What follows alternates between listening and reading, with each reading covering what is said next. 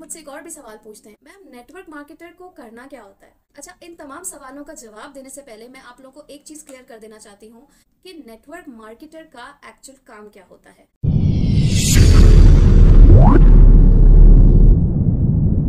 अस्सलाम वालेकुम, कैसे हैं आप लोग सब। आप लोग अक्सर मुझसे कुछ सवालात करते हैं, जैसे कि मैम इस बिजनेस में क्या हमें सेल्स करनी पड़ेगी, क्या हमें लोगों को कन्विंस करना पड़ेगा, हम लोगों से बात किस तरह करेंगे, हमारा तो सोशल सर्कल इतना बड़ा है ही नहीं, हम तो किसी को जानते ही नहीं, तो हम इस बिजनेस में ग्रो किस तरह कर सकते हैं। आप लोग मुझसे एक और भी सवाल पूछते हैं, मैम नेटवर्क मार्केटर को करना क्या होता है। अच्छा, इन तमाम सवालों का जवाब देने से पहले मैं आप लोग को एक चीज क्लियर कर देना चाहती हूँ कि नेटवर्क मार्केटर का एक्चुअल काम क्या होता है। नेटवर्क मार्केटर का काम होता है रिलेशनशिप्स बिल्ड करना, और रिलेशनशिप्स बिल्ड करने के लिए आपकी पर्सनालिटी में कुछ क्वालिटीज होनी चाहिए, कुछ ट्रेड्स होने चाहिए जो अगर आपने मास्टर कर लिए तो आपके लिए रिलेशनशिप्स बिल्ड करना या नेटवर्क बिल्ड करना कोई मुश्किल बात नहीं। आपको अपनी पर्सनालिटी कुछ इस अंदाज से डेवलप करनी होती है कि लोग आपसे इन्फ्लुएंस होना शुरू हो जाए। यहाँ पर आप लोगों से मैं एक सवाल करूंगी कि एक इन्फ्लुएंसर कौन होता है। आई एम श्योर जितने भी लोग सुन रहे हैं, आप लोग डेली बेसिस के ऊपर किसी न किसी इन्फ्लुएंसर को जरूर सुनते हैं और उनको फॉलो करते हैं, राइट। उनको फॉलो करने की या सुनने की वजह क्या है। उनके बात करने का अंदाज आपको अच्छा लगता है, उनके समझाने का तरीका आपको अच्छा लगता है, आप उनसे कनेक्ट कर पाते हैं, दैट्स व्हाई आप उनकी बात को वैल्यू करते हैं, आप उनकी एडवाइस सुनते हैं, आप उनके सजेशंस को सुनते हैं, right. So let's turn the tables 360 degree, यानी पहले आप एक लिसनर थे और आप एक इन्फ्लुएंसर को सुन रहे थे, और अब आपने खुद एक इन्फ्लुएंसर बनना है और आपने लोगों को एडवाइस करना है। So now I think you are getting my point कि एक इन्फ्लुएंसर या एक नेटवर्क मार्केटर बनने के लिए आप में होना चाहिए है वो कम्युनिकेशन स्किल्स, वो पर्सनालिटी ट्रेट्स जो कि आपको ट्रस्टेबल बनाए, जिसकी वजह से लोग आपकी बात सुने, जिसकी वजह से लोग आपके एडवाइस या सजेशंस लेना पसंद करें। और इन तमाम क्वालिटीज को अपनी पर्सनालिटी में एम्बेड करने के लिए आपकी कम्युनिकेशन स्किल्स सबसे ज्यादा स्ट्रांग होनी चाहिए। अच्छा, आज जो मैं आप लोगों से कम्युनिकेशन स्किल्स की टिप्स शेयर करने वाली हूँ वो मैंने सीखी हैं डेल कार्नेगी की book how to win friends and influence people से। Dale Carnegie was one of the top American leadership trainer. He used to teach professional interpersonal skills, और इन्होंने और भी बहुत सी बेस्ट सेलिंग किताबें लिखी हैं पब्लिक स्पीकिंग के ऊपर और सेल्फ इम्प्रूवमेंट के ऊपर। सो इनकी इस बुक से जो कुछ मैंने सीखा उसको मैं इस वीडियो में सम अप करके आप लोगों से शेयर करूंगी। तो कम्युनिकेशन स्किल्स को किस तरह मास्टर किया जाए, इसी हवाले से मैं आप लोगों को इस वीडियो में कुछ टिप्स देने वाली हूँ। तो सबसे पहली टिप है कि जब भी आप किसी के साथ कॉन्वर्सेशन स्टार्ट करने लगे, चाहे वो ऑनलाइन हो चाहे वो ऑफलाइन, आपने अपना माइंडसेट शिफ्ट कर लेना है। यानी कि आपने अपने माइंड में ये बात बिठा लेनी है कि जिस पर्सन से मैं बात करने जा रही हूँ या जा रहा हूँ उससे मुझे कोई मॉनेटरी फायदा हासिल नहीं होने वाला। उसको रीच आउट करने का मकसद ये नहीं है कि इस पर्सन से मुझे मॉनेटरी फायदा मिलेगा। इस पर्सन को रीच आउट करने का मेरा मोटिव ये है कि I am helping them. So the key here is that in your mind you need to understand that you don't need that person needs your advice, that person needs you.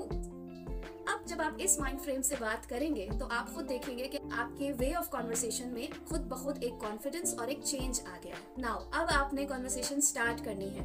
सबसे पहले आपने क्या करना है, smile. Yes, चाहे आप physically उनके सामने ना भी हो, चाहे आप सिर्फ फोन पे कनेक्टेड हो, आपके चेहरे पर मुस्कुराहट का होना बहुत जरूरी है। बिलीव मी, अगर वो पर्सन आपको नहीं भी देख रहा तो भी आपकी टोन में, आपकी वॉइस में उसको वो स्माइल फील होगी। सो begin in a friendly way, ताकि जो कॉन्वर्सेशन का माहौल है ना वो बहुत ज्यादा स्टिफ और सेल्समैन टाइप ना हो, सुनने वाले को अनकंफर्टेबल ना लगे कि आप तो उनसे अपने फायदे की बात कर रहे हैं। सो मेक देम कंफर्टेबल, और फिजा से वो एक अनकंफर्टेबल स्टिफनेस को पहले ही रिमूव कर दे। अच्छा जी, ड्यूरिंग द कॉन्वर्सेशन अगर सामने वाला पर्सन आपके किसी कंपेटिटर कंपनी के बारे में या किसी कंपेटिटर प्रोडक्ट के बारे में जिक्र करने लगता है या आपसे क्रॉस क्वेश्चनिंग करने लगता है, तो आपने कभी भी किसी और कंपनी के बारे में या किसी और प्रोडक्ट के बारे में नेगेटिव रिमार्क नहीं देना। हम अपने बिजनेस या अपने प्रोडक्ट की वैल्यू दूसरों को लो शो कराकर नहीं क्रिएट कर सकते और ना ही करना चाहिए। This is morally and ethically wrong. दूसरी कंपनीज जो कर रही हैं उसको भी आप अप्रिशिएट करें, एक्सेप्ट करें, सामने वाले का पॉइंट पेशेंस के साथ सुने और उसके बाद उसके काउंटर में आप अपनी कंपनी के या अपने प्रोडक्ट्स के बेनिफिट्स को पॉजिटिव वे में कंपेयर करें। और यहाँ पर आपने कोशिश करनी है कि सामने वाले को मौका दे कि वो ज्यादा बात करे और आपने सिर्फ एक लिसनर का रोल प्ले करना है। वो आपके बिजनेस मॉडल को या आपके प्रोडक्ट को जितना क्रिटिसाइज करना चाहते हैं करने दें, उनको बात करने दें, उनकी बात तसल्ली से सुने, do not get argumentative, and then उनके जो भी क्रिटिसिज्म्स हैं, जो भी उनकी कंप्लेंट्स हैं, उनका एक अप्रोप्रिएट वे में आंसर दें। अच्छा, यहाँ पर क्योंकि आप एक लिसनर का रोल प्ले कर रहे हैं, तो लिसनर का काम एक ये भी होता है कि वो क्वेश्चन करता है। ज्यादा से ज्यादा क्वेश्चन करें अपने प्रोस्पेक्ट से, ताकि प्रोस्पेक्ट को मजीद मौका मिले बात करने का और अपने व्यूज आपसे शेयर करने का। जितने ज्यादा वो अपने व्यूज और अपने ओपिनियंस आपसे शेयर करेंगे, it will help you understand them better. So यहाँ पर आपने क्वेश्चंस जिस किस्म के उनसे करने हैं, try to ask them open ended questions.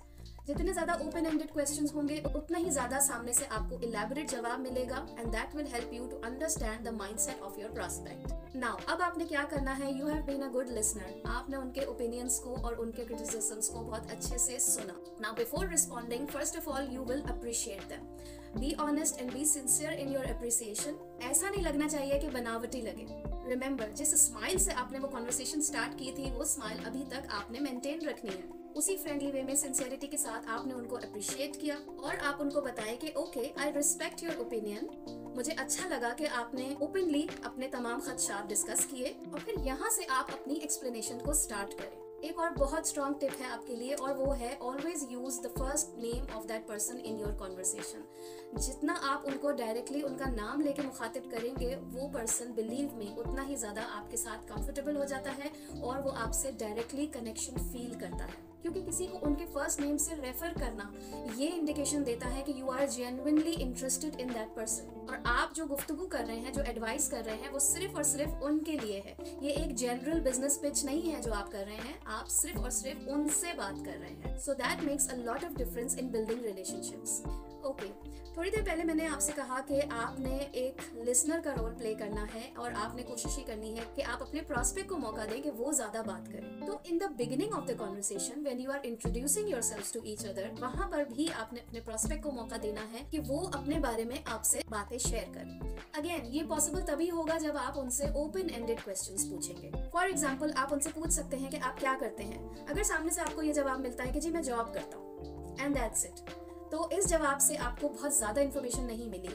Open ended question का मतलब ये है you keep going the conversation. For example, अब आप उनसे मजीद ये पूछ सकते हैं, अच्छा दैट्स वंडरफुल, तो ऑन एवरेज आपकी डेली क्या रूटीन है, यानी ऑफिस से आप कितने बजे फ्री हो जाते हैं और उसके बाद आप क्या कर रहे होते हो पूरा दिन। So this is an ideal example of an open ended question, क्योंकि यहाँ आपने प्रोस्पेक्ट को स्पेस दे दी कि वो अपना पूरा दिन आपको इलैबोरेट करके बता सकते हैं।